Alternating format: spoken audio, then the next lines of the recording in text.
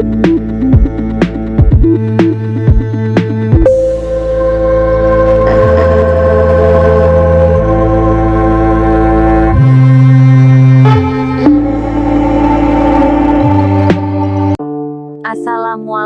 warahmatullahi wabarakatuh.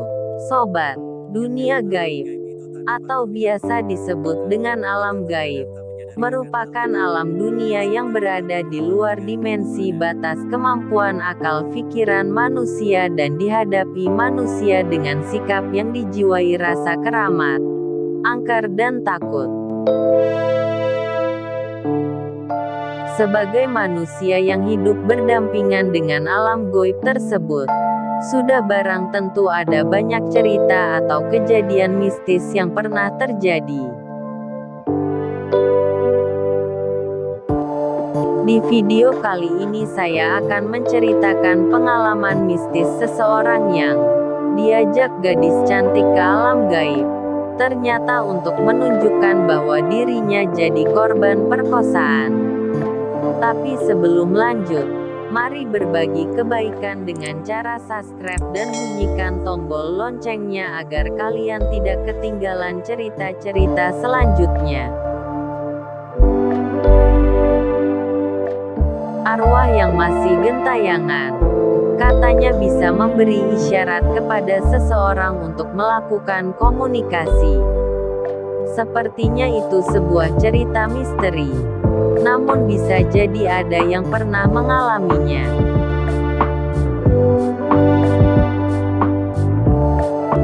Seperti yang dialami Harry, bukan nama sebenarnya, yang sudah lama bekerja di sebuah bengkel. Dalam sebulan ini bengkelnya pindah ke tempat yang baru, mengambil lokasi di daerah pinggiran kota. Dengan demikian, agak lebih jauh ditempuh dari rumahnya. Sore itu ia harus menginap di bengkel karena banyak kerjaan. Bersama dengan 3 kawannya, mereka juga menjaga gudang yang berisi barang dan alat-alat berat, termasuk bahan bangunan semen dan besi-besi. Malam itu di luar kebiasaannya, Harry belum bisa tidur meski malam telah begitu larut. Sementara teman-temannya sudah ngelempus dan ada yang tidur mendengkur super keras. Suaranya seperti mesin traktor yang rewel. Grak-grok membuat Harry sulit untuk memejamkan mata. Dalam keadaan setengah tidur dirinya merasa ada seseorang yang membawanya ke alam gaib. Harry terpukau pada sosok yang menggamit tangannya, karena dia adalah seorang gadis yang cantik molek. Dia dibawa masuk ke sebuah alam yang amat terang, tetapi tidak menyilaukan mata seperti lampu gudang. Yang jelas dia dapat melihat sosok itu dengan jelas. Harry diajak berbincang dengan gadis itu, layaknya berdialog seperti di siang hari. Gadis itu masih mengenakan seragam perusahaan karena terlihat ada logo perusahaan di bajunya. Gadis itu bercerita panjang tentang kejadian yang menimpa dirinya. Ia adalah korban kekejaman perkosaan seorang laki-laki. Setelah puas melakukan nafsu biadabnya, dia lalu dibunuh kemudian dimasukkan ke dalam sebuah karung plastik dan dibenamkan ke dalam rawa.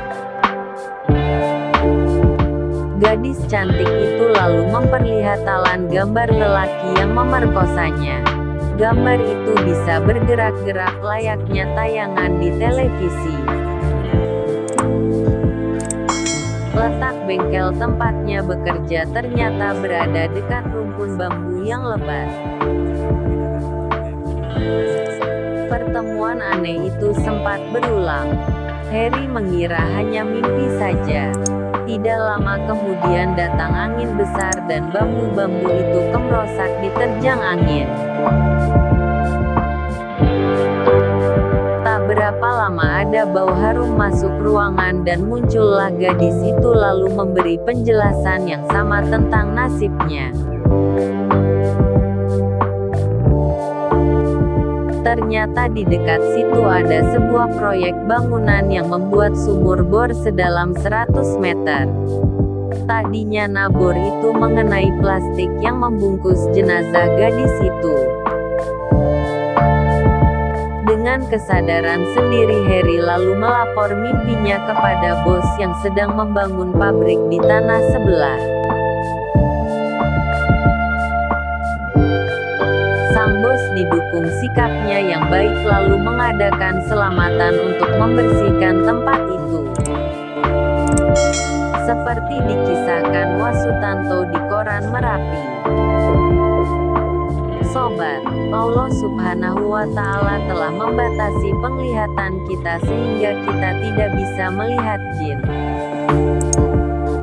Namun, kita mesti yakin jika jin ada di sekitar kita.